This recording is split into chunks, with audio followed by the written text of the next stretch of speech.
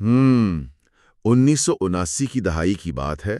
دو پڑوسی ممالک جن کی ثقافت ایک، مذہب ایک اور تاریخ آپس میں اتنی گندی ہوئی کہ انہیں الگ کرنا بظاہر ناممکن نظر آئے۔ بالکل، ایک بہت ہی گہرا اور اٹوٹ رشتہ نظر آتا تھا بظاہر۔ ہاں، اور انہوں نے مل کر ایک عالمی سپر پاور کے خلاف ایک ایسی جنگ لڑی جو بھائی چارے، قربانی اور یکجہتی کی سب سے بڑی اور حیران کن مثال ہونی چاہیے تھی۔ لیکن ایسا ہوا نہیں۔ جی بالکل۔ آج دہائیوں بعد اگر ہم ان کے تعلقات پر نظر ڈالیں تو ان کے درمیان ایسا شدید اعتماد کا بحران ہے جو کسی بھی طور پر حل ہونے کا نام نہیں لے رہا ہے۔ اور یہ ایک بہت عجیب اور متضاد سی صورتحال لگتی ہے نا؟ واقعی بہت متضاد ہے، اور آج کے اس گہرے تجزیے میں ہم اسی نفسیاتی، تاریخی اور سماجی پہیلی پر بات کر رہے ہیں۔ صحیح۔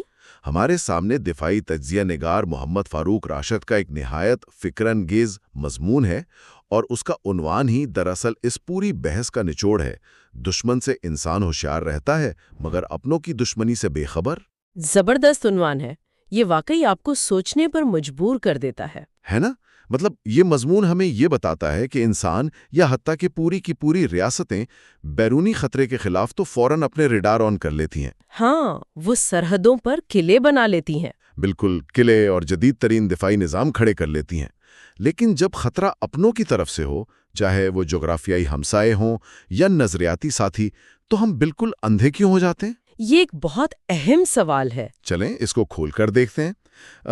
یہ سوچنے والی بات ہے کہ یہ مشترکہ شناخت آخر کس طرح ہمارے دفاعی نظام کو چکمہ دینے میں کامیاب ہو جاتی ہے۔ یہاں جو بات سب سے زیادہ دلچسپ ہے وہ یہ ہے کہ ہمارا دماغ اور بحثیت مجموعی ریاستی شعور ارتقائی لحاظ سے ایک واضح اور غیر مانوس خطرے کو پہچاننے کے لیے پروگرامڈ ہوتا ہے۔ مطلب ہم خطرے کو دور سے بھانپ لیتے ہیں؟ جی بالکل۔ جب کوئی اجنبی یا روایتی دشمن سامنے آتا ہے تو ہماری بقا کی جبلت فوراً متحرک ہو جاتی ہے۔ سب کو معلوم ہوتا ہے کہ خطرے کا ماخذ کیا ہے۔ صحیح، کیونکہ وہ دشمن واضح ہوتا ہے۔ بالکل۔ لیکن جب کوئی اپنا، یعنی کوئی ایسا ملک یا گروہ جس کے ساتھ ہماری ثقافتی یا تاریخی قربت ہو، وہی رویہ اختیار کرے تو ہماری عقل پر ہمارے جذبات مکمل طور پر حاوی ہو جاتے ہیں۔ یعنی ہم دیکھنا ہی نہیں چاہتے۔ بالکل یہی بات ہے۔ وہ جو ایک مشترکہ شناخت اور فطری اعتماد کا احساس ہوتا ہے، وہ دراصل حقیقت کو بری طرح دھندلا دیتا ہے۔ واہ، یہ تو بہت گہری بات ہے۔ ذہن ماننے سے ہی انکاری ہو جاتا ہے۔ ہاں، ذہن یہ مانتا ہی نہیں کہ جنہیں ہم اپنا سمجھتے ہیں ان کے مفادات ہمارے مفادات سے متصادم بھی ہو سکتے ہیں۔ اور میرے خیال میں یہ وہ مقام ہے جہاں کوئی بھی تنازع اپنی سب سے خطرناک شکل اختیار کرتا ہے۔ ایگزیکٹلی، کیونکہ یہ کھلے میدان میں نہیں بلکہ اعتماد اور بھائی چارے کے پردے میں پروان چڑھتا ہے۔ یہ بالکل ایسا ہی ہے جیسے آج کل کی جدید ٹیکنالوجی میں ہم ایک ہی وائی فائی نیٹ ورک استعمال کر رہے ہوں۔ ہاں، یہ بڑی دلچسپ مثال ہے۔ بظاہر ایسا لگتا ہے کہ ہم سب جڑے ہوئے ہیں، ایک ہی کنیکشن کا حصہ ہیں اور محفوظ ہیں، لیکن حقیقت میں ایک ہی نیٹ ورک پر ہونے کی وجہ سے ایک دوسرے کا سسٹم ہیک کرنا یا وائرس پلانٹ کرنا سب سے زیادہ آسان ہو جاتا ہے۔ بالکل آسان ہو جاتا ہے کیونکہ رکاوٹیں کم ہوتی ہیں۔ ایگزیکٹلی، اور چونکہ سسٹم کی فائر وال اپنے ہی نیٹ ورک کی ڈیوائسز پر آسانی سے شک نہیں کرتی، اس لیے تباہی اندر ہی اندر بالکل خاموشی سے پھیل جاتی ہے۔ اور اس تباہی کا اندازہ بہت دیر سے ہوتا ہے۔ صحیح کہا آپ نے۔ مضمون میں اس نفسیاتی رویے کو سمجھانے کے لیے پاک افغان تعلقات کی بہت تفصیلی اور عملی مثال دی گئی ہے۔ ہاں، وہ ایک بہترین کیس سٹڈی ہے۔ یہ دو ممالک واقعی اس مشترکہ وائی فائی نیٹ ورک کی طرح ہیں جہاں جغرافی، زبانیں اور تہوار سب کچھ سانجھا ہے۔ سب کچھ مشترک لگتا ہے بظاہر۔ تو میں یہ سوچ رہا تھا کہ کیا دو ایسے جڑے ہوئے وجودوں کے درمیان بھی مفادات کی اتنی گہری اور سرد جنگ ہو سکتی ہے؟ بالکل ہو سکتی ہے، اور مضمون کے حقائق اسی خامہ فہمی کو دور کرتے ہیں۔ اچھا، تو حقائق کیا کہتے ہیں؟ دیکھیں، اگر ہم جذبات کو ایک طرف رکھ کر مکمل غیر جانبداری سے تاریخ کا مطالعہ کریں تو معلوم ہوتا ہے کہ اس بظاہر اٹوٹ رشتے میں دراڑیں شروع دن سے ہی موجود تھیں۔ یعنی یہ مسئلہ نیا نہیں ہے؟ بالکل نہیں۔ تحریر کے مطابق اس شدید بداعتمادی کی بنیاد 3 ٹھوس اور زمینی حقائق پر رکھی گئی ہے۔ وہ کون سے 3 حقائق ہیں؟ پہلا عامل ڈیورن لائن کا سرحدی تنازع ہے۔ ہاں، وہ جو انگریزوں کے دور کا بارڈر کا مسئلہ ہے۔ جی ہاں، یہ محض نقشے پر کھینچی گئی ایک لکیر نہیں تھی، بلکہ اس نے قبائل، خاندانوں اور صدیوں پرانی تجارتی گزرگاہوں کو تقسیم کر دیا۔ صحیح، اور اس کا اثر تو بہت گہرا پڑا ہوگا۔ بہت گہرا، اور افغانستان کی جانب سے اس سرحد کو تاریخی طور پر مکمل تسلیم نہ کرنے کے رویے نے مشترکہ مذہب ہونے کے باوجود دونوں ریاستوں کے درمیان ایک ایسی خلیج پیدا کر دی جو کبھی پر نہیں ہو سکی۔ تو مشترکہ مذہب بھی اس خلیج کو نہیں بھر سکا؟ بالکل نہیں۔ اور دوسرا بڑا عامل مختلف ادوار میں حکومتوں کے نظریاتی اور سیاسی اختلافات رہے ہیں۔ مطلب کابل اور اسلام آباد کی پالیسیاں؟ ہاں، کابل میں حکومتیں اور ان کے نظریات مسلسل بدلتے رہے، جس نے مستقل پالیسی بننے کے بجائے ایک مستقل شک کی فضا کو جنم دیا۔ صحیح، ایک بے یقینی سی رہی۔ اور تیسرا عامل کیا تھا؟ تیسرا اور سب سے خطرناک عامل بیرونی طاقتوں کا کردار تھا۔ سرد جنگ کے دور کی بات ہو رہی ہے یہاں۔ بالکل، سرد جنگ کے دور سے لے کر آج تک بڑی طاقتوں نے اس خطے کے جغرافیے کو اپنے عالمی مفادات کی بساط کے طور پر استعمال کیا۔ ہاں، ایک بفر زون یا پراکسی کے طور پر۔ ایگزیکٹلی۔ جب بڑی طاقتیں کھیل رہی ہوں تو مقامی ریاستوں کے بھائی چارے کی حیثیت شطرنج کے پیادوں سے زیادہ نہیں رہتی۔ تو اس سب کا مطلب کیا ہے؟ اس کا سیدھا اور دو ٹوک مطلب یہ ہے کہ محض ثقافتی قربت یا ایک جیسا لباس اور مذہب ہونا بین الاقوامی تعلقات میں امن کی حتمی ضمانت کبھی نہیں بن سکتا۔ بالکل بھی نہیں۔ امن کے لیے ٹھوس مفادات کا ایک ہونا ضروری ہے۔ ہم سب ایک ہیں، لیکن حقیقت اس سے کوسوں دور ہے۔ ریاستیں، چاہے وہ کتنی ہی مشترکہ شناخت کیوں نہ رکھتی ہوں، آخرکار اپنے معاشی، جغرافیائی اور تصویراتی یعنی اسٹریٹجک مفادات کو ہی مقدم رکھتی ہیں۔ بالکل درست تجزیہ ہے، اور یہی وجہ ہے کہ مفادات کا ٹکراؤ ہمیشہ اور ہر حال میں جذباتی وابستگیوں پر بھاری پڑتا ہے۔ مطلب جذبات کی کوئی حیثیت نہیں رہتی۔ جب کسی بھی ریاست کی بقا کا مسئلہ درپیش ہو یا اس کے اسٹریٹجک اہداف خطرے میں ہوں تو ثقافتی یا نظریاتی رشتے بہت تیزی سے ثانوی حیثیت اختیار کر جاتے ہیں۔ ہاں، فرنٹ سیٹ پر صرف مفادات ہوتے ہیں۔ جی، ریاستوں کا اپنا ایک بے رحم منطقی نظام ہوتا ہے جو صرف طاقت اور بقا کی زبان سمجھتا ہے۔ اب اس ساری منطق کو سامنے رکھتے ہوئے ذرا اس مخصوص دور کی طرف آتے ہیں جس کا میں نے آغاز میں ذکر کیا، 1979 کا افغان جنگ کا دور۔ وہ ایک بہت ہی فیصلہ کن دور تھا۔ تقدیر بدل دی۔ جب سوویت یونین نے افغانستان میں مداخلت کی تو پاکستان نے لاکھوں افغان مہاجرین کے لیے اپنے دروازے کھول دیے اور مجاہدین کی بھرپور لاجسٹک اور اخلاقی مدد کی۔ جی، مضمون بھی اس بات کی تصدیق کرتا ہے کہ امداد بہت وسیع پیمانے پر تھی۔ لیکن مجھے یہاں تھوڑی سی الجھن ہے۔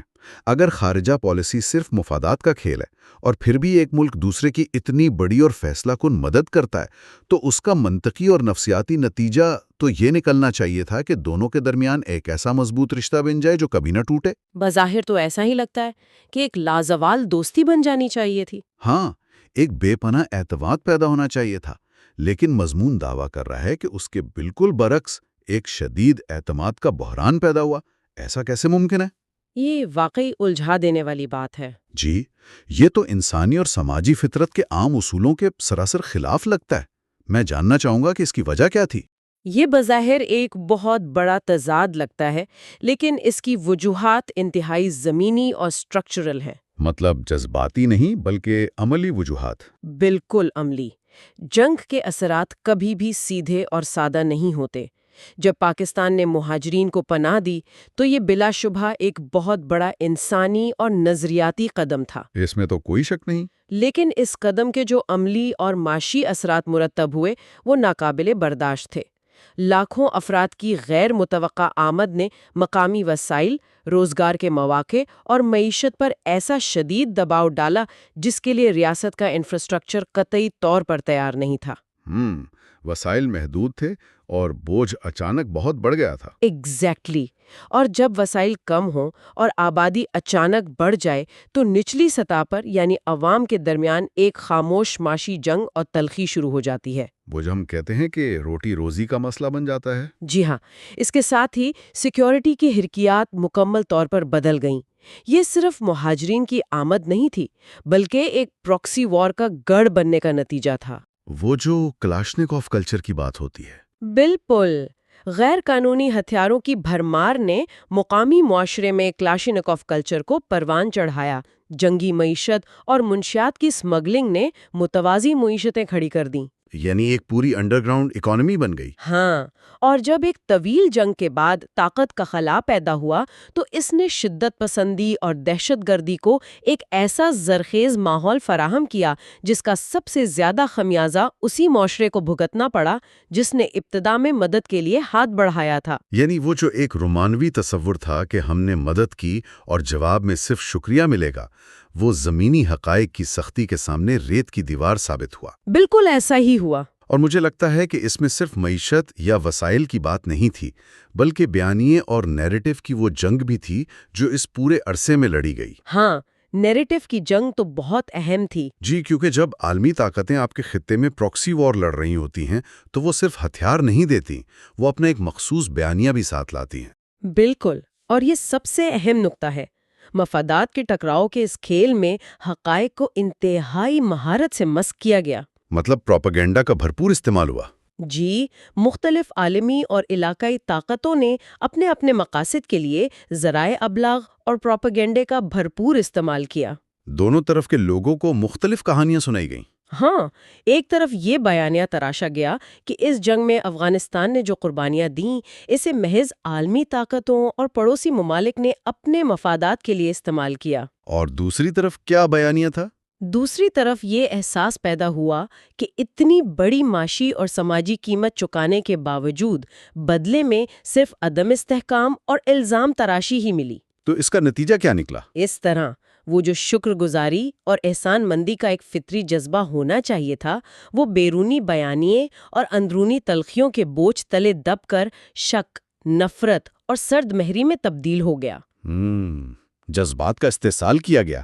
ایگزیکٹلی، جذبات کا انتہائی کامیابی سے استحصال کیا گیا تاکہ جو اصل اور تلخ حقائق ہیں انہیں عوام کی نظروں سے اوجھل رکھا جا سکے۔ یہاں بات واقعی بہت دلچسپ ہو جاتی ہے، کیونکہ جب ہم اس پوری میکانزم پر غور کرتے ہیں تو یہ واضح ہونے لگتا ہے کہ یہ مضمون محض پاک افغان تعلقات کی کوئی مخصوص تاریخی دستاویز نہیں ہے۔ بالکل نہیں، اس کا دائرہ بہت وسیع ہے۔ جی، یہ تو انسانی رویوں اور ریاستوں کے طرز عمل کا ایک ایسا عالمگیر نمونہ ہے جو دنیا کے ہر خطے اور ہر دور میں بالکل اسی طرح کام کرتا نظر آتا ہے۔ ایک پیٹرن بن چکا ہے۔ ہاں، یہ تو ایک انسانی فطری خامی لگتی ہے۔ اگر ہم اسے بڑی تصویر سے جوڑیں تو یہ بات دن کی روشنی کی طرح عیاں ہو جاتی ہے۔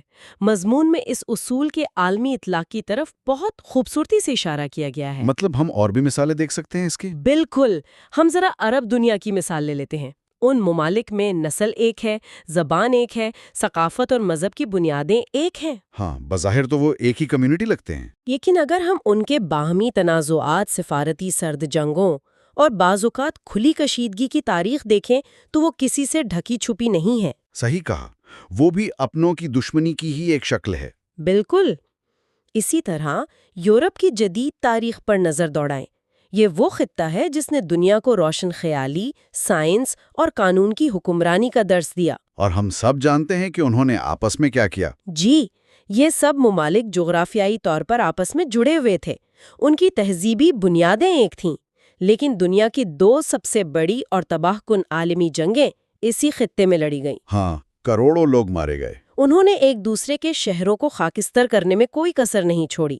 اور اگر ہم مسلم دنیا کے دیگر اندرونی اختلافات کا گہرا تجزیہ کریں تو وہاں بھی بالکل یہی کہانی دہرائی جاتی نظر آتی ہے۔ یہ مثالیں واقعی آنکھیں کھولنے کے لیے کافی ہیں، جس سے ایک اور نفسیاتی پہلو بھی اجاگر ہوتا ہے کہ جب اپنے لڑتے ہیں تو اس میں تلخی اور جذباتیت کا عنصر بہت زیادہ ہوتا ہے۔ ہاں، کیونکہ توقعات زیادہ ہوتی ہیں۔ بالکل، اس میں صرف مفاد کا ٹکراؤ نہیں ہوتا بلکہ غداری اور بے وفائی کا گہرا احساس بھی شامل ہو جاتا ہے۔ یہ بڑی زبردست بات کی ہے آپ نے۔ دیکھیں، ایک روایتی اجنبی دشمن سے تو آپ پہلے ہی دن سے دشمنی کی ہی توقع کر رہے ہوتے ہیں، لیکن جب کوئی ایسا فرد یا ریاست نقصان پہنچائے جسے آپ اپنا سمجھتے ہوں تو وہ زخم بہت گہرا ہوتا ہے اور وہ تنازع بہت لمبا کھنچ جاتا ہے۔ بالکل، اور یہی وجہ ہے کہ مشترکہ شناخت امن کی ضمانت بننے کے بجائے اکثر اوقات تنازعات کو مزید پیچیدہ اور جذباتی بنا دیتی ہے۔ وہ ایک پردہ سا بن جاتا ہے۔ ہاں، جب وسائل پر قبضے، سیاسی طاقت یا ریاستی بقا کا مسئلہ درپیش ہوتا ہے تو وہ تمام ثقافتی اور جذباتی رشتے بکھر جاتے ہیں، اور اندر کا دشمن جو اعتماد کی چادر اوڑھے بیٹھا تھا پوری شدت کے ساتھ باہر آ جاتا ہے۔ تو اب سب سے بڑا سوال یہ پیدا ہوتا ہے کہ اگر جذبات اتنے ہی دھوکے باز ہیں اور مشترکہ شناخت بھی اتنا بڑا فریب دے سکتی ہے تو پھر اس پیچیدہ صورتحال سے نکلنے کا راستہ کیا ہے؟ حل ڈھونڈنا تو بہت ضروری ہے۔ کیا ریاستیں اور معاشرے اس خاموش وار سے بچنے کے لیے اپنے ارد گرد اونچی دیواریں کھڑی کر لیں اور ہر ہمسائے پر ہر وقت شک کی نگاہ رکھیں؟ کیا مضمون کوئی ایسا عملی اور قابل عمل راستہ دکھاتا ہے جو صرف تنہائی اور خوف کی طرف نہ جاتا ہو؟ دیواریں اونچی کر لینا یا مکمل تنہائی اختیار کر لینا کبھی بھی کوئی پائیدار حل نہیں ہوتا، بلکہ یہ تو محض خوف اور عدم تحفظ کی علامت ہے۔ تو پھر مضمون کیا حل تجویز کرتا ہے؟ مضمون میں اس انتہائی پیچیدہ مسئلے سے نمٹنے کے لیے ایک بہت ہی جامع اور 4 نکاتی حکمت عملی پیش کی گئی ہے۔ اچھا، وہ 4 نکات کیا ہیں؟ سب سے پہلی اور بنیادی ضرورت یہ ہے کہ ریاستی اور حکومتی فیصلوں کی بنیاد محض عوامی جذبات یا کھوکھلے نعروں کے بجائے خالص حکمت اور قومی مفاد پر مبنی حقیقت پسندی پر ہونی چاہیے۔ یعنی دل کے ساتھ ساتھ بلکہ اس سے بھی زیادہ دماغ کا استعمال کرنا ہوگا، جذبات کو پالیسی سازی کے کمروں سے باہر رکھنا ہوگا۔ بالکل، دوستی اور تہذیبی رشتوں کی اہمیت اپنی جگہ مسلم ہے، لیکن خارجہ پالیسی اور دفاعی حکمت عملی ہمیشہ ٹھوس زمینی حقائق کو مد نظر رکھ کر بننی چاہیے۔ صحیح۔ اور دوسرا نقطہ کیا ہے؟ دوسری اہم ترین بات ہے اندرونی اور ادارہ جاتی مضبوطی۔ کسی بھی ریاست کے اداروں کا مضبوط، منظم اور مکمل طور پر غیر جانبدار ہونا اس کی بقا کی سب سے بڑی ضمانت ہے۔ ایک طرح سے ریاست کا اپنا ڈیفنس میکینزم۔ بالکل، یہ بالکل انسانی جسم کے امیون سسٹم کی طرح ہے۔ اگر مدافعتی نظام اندر سے مضبوط ہے تو وہ بیرونی وائرس کا مقابلہ کر سکتا ہے، چاہے وہ وائرس کسی بھی شکل میں جسم میں داخل ہونے کی کوشش کرے۔ اور اگر سسٹم کمزور ہو تو؟ ایک کمزور ریاست ہی ہمیشہ بیرونی سازشوں اور اندرونی دیمک کا آسانی سے شکار ہوتی ہے۔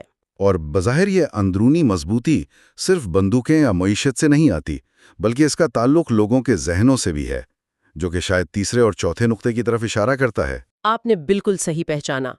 تیسرا حل براہ راست عوام کی تعلیم اور ان کے سیاسی اور سماجی شعور سے جڑا ہوا ہے۔ یعنی عوام کو ایجوکیٹ کرنا ہوگا۔ جی ہاں، عوام کو زمینی حقائق اور تاریخ کے درست تناظر سے آگاہ کرنا انتہائی ضروری ہے تاکہ وہ مختلف قسم کے جذباتی، لسانی یا قوم پرستانہ نعروں کا بآسانی شکار نہ ہو سکیں۔ انہیں یہ سکھانا ہوگا کہ کس طرح حقائق کو پرکھا جاتا ہے۔ اور چوتھا نقطہ؟ اور چوتھا اور شاید موجودہ دور کا سب سے اہم نقطہ یہ ہے کہ ہمیں اس حقیقت کا مکمل ادراک کرنا ہوگا کہ آج کے دور کی جنگیں صرف سرحدوں پر جدید ہتھیاروں سے نہیں لڑی جاتی۔ ہاں، وہ 5th جنریشن وارفیئر جس کی بات ہوتی ہے۔ ایگزیکٹلی۔ آج کی سب سے بڑی جنگ معلومات اور بیانیے کی جنگ ہے۔ یہ انسانی ذہنوں اور ان کے سوچنے کے انداز کو کنٹرول کرنے کی جنگ ہے۔ تو اس سے بچاؤ کیسے ممکن ہے؟ خطے کے تمام ممالک کو اس بات کا شعور حاصل کرنا ہوگا کہ انہیں ماضی کی تاریخی غلطیوں اور اس جدید بیانیے کی جنگ کے تباہ کن اثرات سے سیکھ کر ایک دوسرے کے ساتھ حقیقت پسندانہ بنیادوں پر علاقائی امن کے لیے کام کرنا ہوگا۔ یہ جو بیانیے اور شعور کی بات کی گئی ہے، یہ دور حاضر میں دفاع کی سب سے اہم لکیر ہے۔ بالکل، سب سے پہلی فرنٹ لائن اب یہی ہے۔ آج کل تو ویسے بھی معلومات کا ایک لامتناہی سیلاب ہے۔ ہر وقت سکرینز پر کوئی نہ کوئی نیا ہیش ٹیگ چل رہا ہوتا ہے، کوئی جذباتی نعرہ ٹرینڈ کر رہا ہوتا ہے۔ سچ اور جھوٹ میں فرق کرنا مشکل ہو گیا ہے۔ جی، ایسے میں یہ تجزیہ کرنا بہت ضروری ہو جاتا ہے کہ کیا ان جذباتی اور مذہبی نعروں کا استعمال کر کے اصل ریاستی مفادات اور تلخ حقائق کو تو نہیں چھپایا جا رہا؟ بالکل، عوام کی توجہ ہٹانے کے لیے۔ کیا عوام کو صرف وہی دکھایا جا رہا ہے جس پر وہ جذباتی طور پر بآسانی یقین کر لیتے ہیں؟ بیانیے کی اس طاقت کو ڈیکوڈ کرنے کی صلاحیت پیدا کرنا آج کے اس انفارمیشن اوورلوڈ کے دور میں کسی بھی معاشرے کا سب سے بڑا ذہنی دفاع ہے۔ یہ بہت اہم پوائنٹ ہے۔ اگر کوئی قوم اپنے ارد گرد بنے گئے نیریٹو کو نہیں سمجھ سکتی تو وہ اپنا دفاع کبھی نہیں کر سکتی۔ یہ ایک اہم سوال کھڑا کرتا ہے کہ کیا ہم بحیثیت مجموعی تاریخ کے ان دہرائے جانے والے پیٹرنز اور مفادات کے اس ظالمانہ لیکن انتہائی حقیقی کھیل کو سمجھنے کے لیے تیار ہیں؟ ہاں، کیا ہم سچائی کا سامنا کر سکتے ہیں؟ جی، اگر حقائق سے نظریں چرانے کی یہ عادت برقرار رہی اور معلومات کو پرکھنے کی تنقیدی صلاحیت پیدا نہ کی گئی تو تاریخ ہمیشہ ہمیں حیران ہی کرتی رہے گی کہ اچانک اتنا بڑا نقصان کہاں سے ہو گیا۔ اور ہم بس شکوے ہی کرتے رہ جائیں گے۔ بالکل، اور پھر نتیجہ وہی نکلے گا کہ ہمیشہ دوسروں کو الزام دیا جاتا رہے گا، جبکہ حقیقت یہ ہوگی کہ اس نقصان کی بنیادیں خود ہماری اپنی فکری خامیوں اور جذباتیت نے رکھی ہوں گی۔ تو اگر ہم آج کی اس پوری طویل اور گہری گفتگو کا نچوڑ نکالیں تو وہ ایک بہت ہی واضح سبق کی صورت میں سامنے آتا ہے، جی بتائیں۔ اور وہ یہ ہے کہ بین الاقوامی تعلقات یا سماجی رویوں میں دوستی اور بھائی چارے کا محض زبانی دعویٰ کر لینا کبھی کافی نہیں ہوتا۔ اس سے کہیں زیادہ اہم بات اس اعتماد کی عملی طور پر حفاظت کرنا اور اپنی اندرونی خامیوں کو بے رحمی کے ساتھ پہچاننا ہے۔ یعنی حقیقت پسندی کو اپنانا؟ بالکل، سب سے خطرناک اور جان لیوا دشمن وہ ہرگز نہیں ہوتا جو سرحد کے اس پار خندقوں میں کھڑا ہو کر للکار رہا ہو، کیونکہ اس کے لیے تو ہر قسم کی تیاری موجود ہوتی ہے۔ ہاں، وہ تو نظر آ رہا ہوتا ہے۔ سب سے خطرناک دشمن تو وہ ہے جو پہچانا ہی نہ جائے، جو مشترکہ شناخت اور اعتماد کی چادر اوڑھ کر ہمارے درمیان، ہمارے ہی سسٹم کے اندر موجود ہو۔ یہ بات بہت گہری اور ڈرا دینے والی ہے۔ یہ واقعی ایک ایسا سبق ہے جو صرف ریاستوں تک محدود نہیں رہتا۔ آج کے اس گہرے تجزیے میں ہم نے ریاستوں، قوموں اور معاشروں کی سطح پر اپنوں کی دشمنی اور حقائق کو نظر انداز کرنے کی بات کی۔ جی، ہم نے وسیع پیمانے پر اس کا جائزہ لیا۔ ہم نے تفصیل سے دیکھا کہ کس طرح وسیع پیمانے پر جذبات اور مشترکہ شناخت عقل پر حاوی ہو جاتے ہیں۔ لیکن اگر اس تمام تر بحث کے اختتام پر اس تصور کو تھوڑا سا اور اندر کی طرف موڑا جائے، بالکل ذاتی سطح پر، انسان کے اپنے اندر؟ ہاں، تو کیا انسانی ذہن، اس کی اپنی سوچنے سمجھنے کی صلاحیت اور وہ تعصبات جنہیں نفسیات کی زبان میں کوگنیٹو بائسز کہا جاتا ہے، کیا وہ انسان کے اپنے اندر موجود سب سے بڑے اور خطرناک چھپے ہوئے دشمن نہیں ہیں؟ یہ تو ایک مکمل طور پہ نیا زاویہ ہے۔ کیا یہ ذہنی تعصبات انسان کو سخت اور تلخ حقائق دیکھنے سے صرف اس لیے نہیں روکتے کیونکہ انسان ایک ایسا بیانیہ، ایک ایسی کہانی ماننا چاہتا ہے جو اسے ذہنی سکون دیتی ہو، جو اس کے پہلے سے موجود عقائد کو چیلنج نہ کرتی ہو؟ ہاں، ہم اپنی مرضی کا سچ سننا چاہتے ہیں۔ بالکل، وہ دیمک جس کا ہم نے شروع میں ذکر کیا تھا، کیا وہ محض سرحدوں پر نہیں بلکہ دراصل انسان کے اپنے ہی سوچنے کے عمل کے اندر تو نہیں پل رہی؟ یہ یقیناً ایک ایسا پہلو ہے جو مزید گہری سوچ اور فکری جستجو کا متقاضی ہے۔ اسی سوچ کے ساتھ آج کی گفتگو یہی ختم کرتے ہیں۔